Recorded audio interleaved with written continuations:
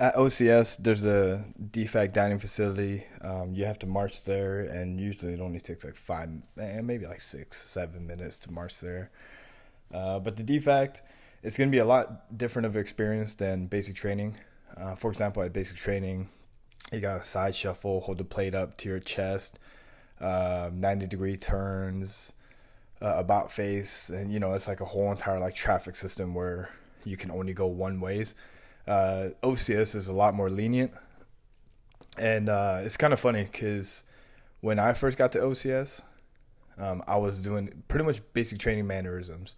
Whenever I would step up in line, I would go back to attention and then parade rest.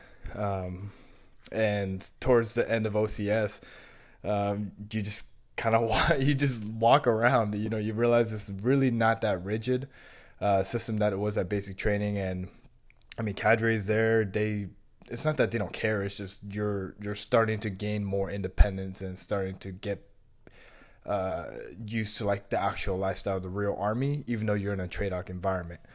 But at OCS, pretty much the same thing as any dining facility, I believe.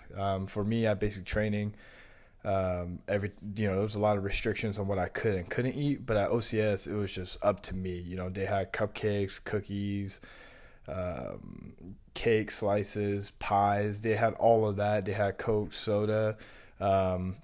I could eat anything I wanted. They even had like a short line, which is typically like your burgers and fried foods, and then they had the regular lines, which is like the different carded, the yellow card and the green card and the red card.